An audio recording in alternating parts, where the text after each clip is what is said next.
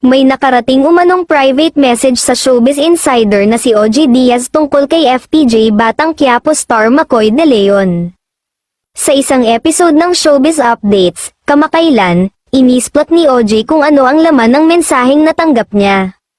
Parang sinusumbong niya si McCoy De Leon na alam daw ba ni Elise Hoson na mayroong iba raw na kinakalantari itong si McCoy. Diyos ko, lahad ni OG. Tapos sabi naman sa akin ng source ko, "Ma, paano kaya ito? Parang ano mayroon namang himig na hindi raw kaya galing sa kampo ni Elise iyon," wika pa niya.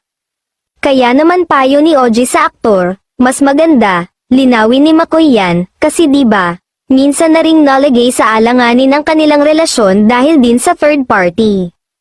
Kasi halata raw na yung nag-message kagagawa lang of fresh yung Instagram account na ginawa, dugtong pa ng Showbiz Insider.